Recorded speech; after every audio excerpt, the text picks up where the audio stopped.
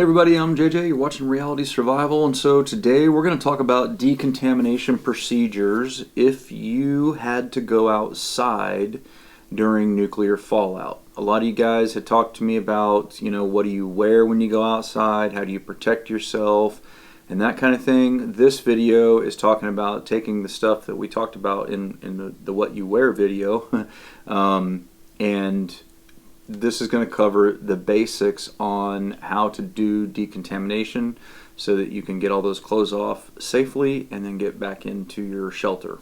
Okay, so before we get started, I just want to let you guys know that over on realitysurvival.substack.com we're going to be having monthly giveaways. This month's prize for the paid subscribers is an SE6.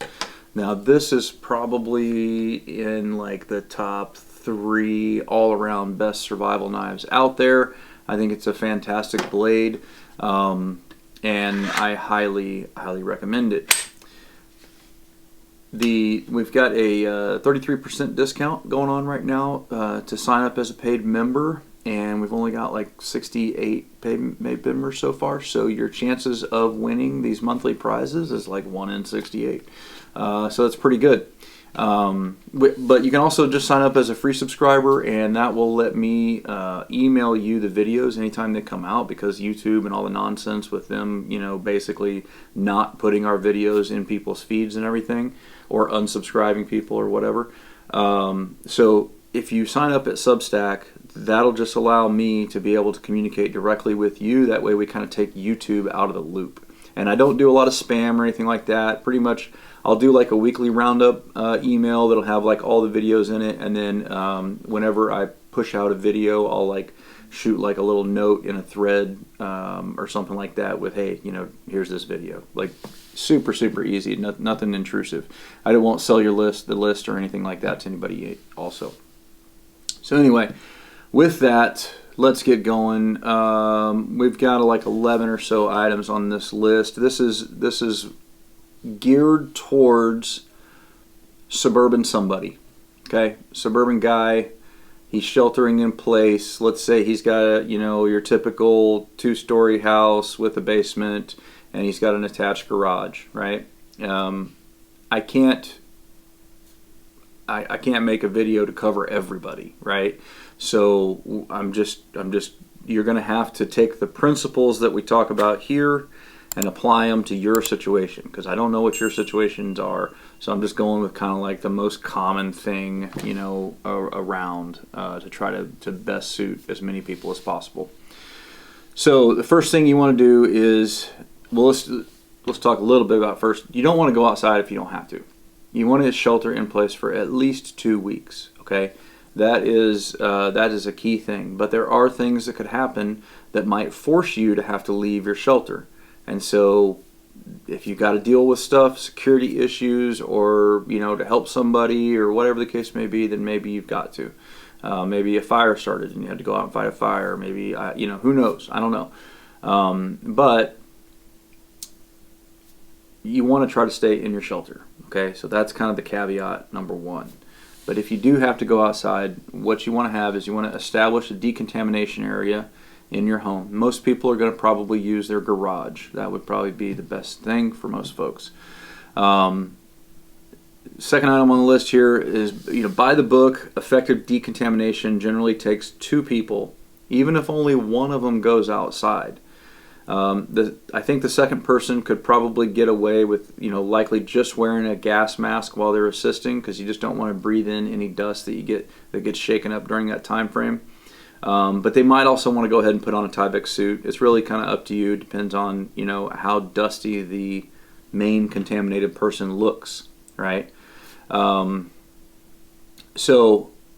you can have the Tyvek suit there as well, and the gas mask filter, but you're both going to have to go through the decontamination procedures. Okay, so that's important to remember as we're talking about this. So the first thing you want to do before you start taking off any of your equipment or anything like that is you want to go ahead and wash off any of your equipment or your tools with a strong solution of borax and water. I don't know the exact ratio. I wasn't able to find anything on the exact ratio, but probably something like a 4-to-1 mixture or something like that, like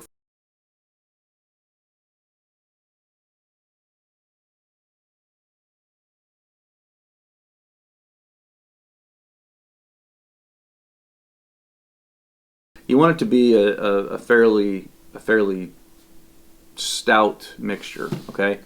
And the reason is that borax has a lot of boron in it, and boron actually has an absorptive quality where it will pull neutrons, kind of bind to them or whatever, and then that way when it rinses away, when you rinse everything away, it'll take the radioactive material with it, okay?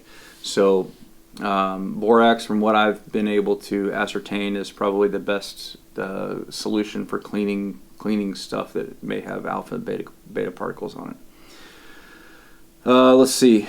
The next one here is rinse the outer layers of your contamination suit. So what I have set up in my garage is, and it's a dual purpose thing, I didn't really buy this device with the intention of having a decontamination station in my garage, but it just works out well. I have a wall mounted little pressure washer, and that would work fine. You could also use a 12-volt powered portable camp shower or something along those lines. Now, in order to power mine, I live out here on a well, I would have to start up my generator so that my well would be working, and then I would have electricity and all that kind of stuff. It's an added step that would be a pain in the butt.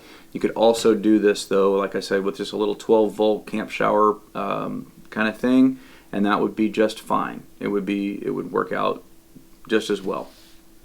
All you're trying to do in this step is rinse the outer layers of your contamination suit, your Tyvek suit or whatever, just to get any dust off of it as much as you can, okay? Then,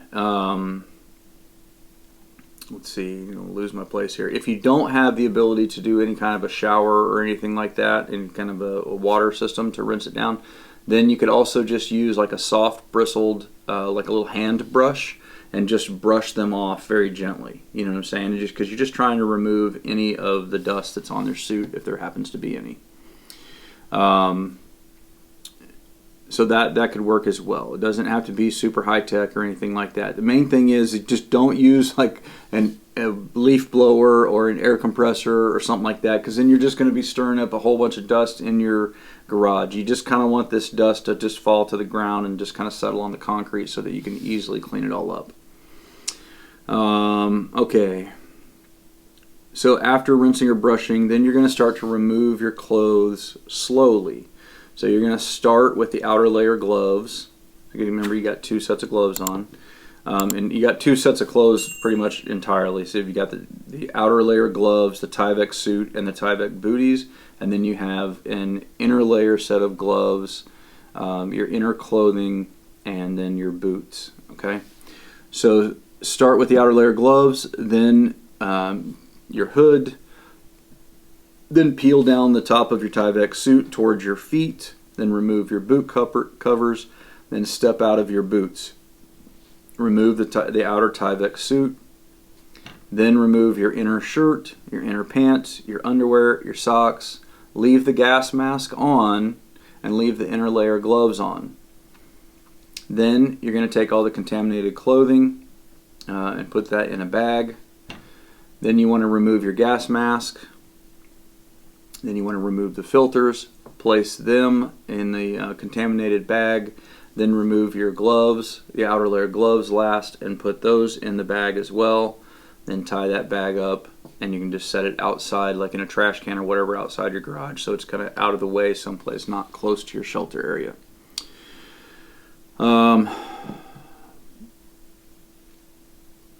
Okay, then you want to move to your kind of second decontamination area, and it depends. For a lot of people, that could just be just a few feet away from the initial area where you have the like a shower, you know, kind of thing working. Like I said, you could use it on the one part. You just don't want to.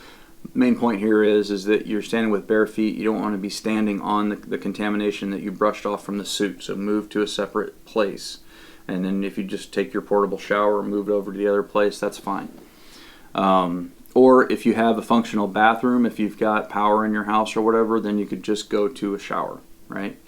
That is totally acceptable. So let's see here. Yeah. Then you want to go ahead and shower using soap and shampoo and water. Okay, the soap and the shampoo basically acts as a binding agent to try to grab any dust particles or anything like that, and then you just rinse those off very, very thoroughly, and then you are good to go. Just make sure not to ingest any water while you're doing this. Again, your houses might not have any water pressure, so you may have to have some sort of a decontamination kit with like a portable shower or whatever. I'll try to put some links to some stuff that I think would work pretty well down in the description below.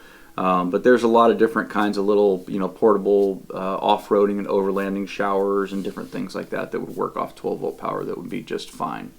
So that's your basic decontamination procedures. Okay, you don't have to get real crazy, and if you have a pressure washer, you don't want to be spraying them really hard because you don't want to break the seal on the mask or anything like that. It's just a light covering of water, just a light spray of water. You're just trying to get the dust and everything to run down and run off of the clothing and all that kind of thing. It's not like you gotta like really peel the skin off or anything like that. Again, even just a soft bristled brush would work fine. So the main thing is having your contamination area, being purposeful and slow and methodical about the way that you're taking everything off, and then going in and getting a shower. Don't use conditioner, because conditioner will actually is sort of a binding agent that'll hold the fallout particles in your hair. So don't use any conditioner.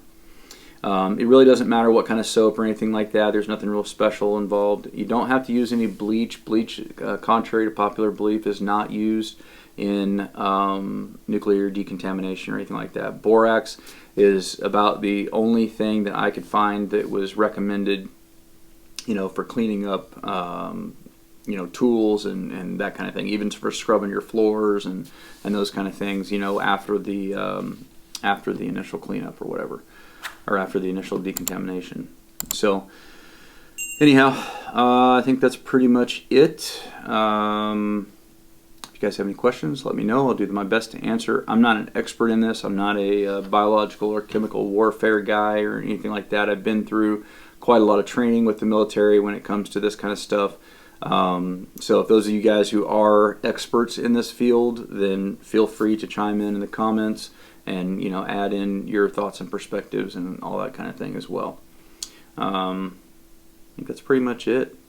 Yeah, if you're concerned about nuclear disaster and you're worried about being separated from your family when you're out and about, then you can think about putting an EMP shield on your vehicle.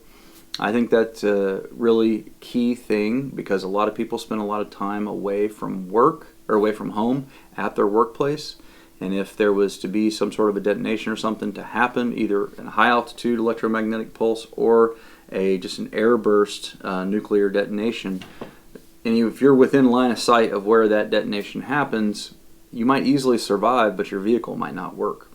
And so I think it makes sense to install an EMP shield on a vehicle. It's only 3 wires. You hook one wire to the positive battery terminal, one wire to the negative battery terminal, and one wire to ground. It's like the easiest thing in the world to hook up. And it makes sure that your vehicle's electronics is not going to get fried in an electromagnetic pulse that happens with either a high altitude detonation or just a regular airburst detonation. So it would be crazy trying to drive home after a nuclear bomb no matter what, but it would definitely be better to have a vehicle than be trying to walk. So that's my thoughts. I can save you $50 per unit if you use the discount code Reality Survival, and you can get as many of them as you want. And I think right now, anyway, as of the time of probably this airing, they're still running their Memorial Day special, which will give you an additional 10% off. So that would mean like you're going to get like $85 off, which is pretty awesome. So take a look at that, empshield.com. Use discount code Reality Survival to save a bunch of money. Thanks for watching. Don't forget to live the 6 P's. Proper prior preparation prevents poor performance. Stay safe.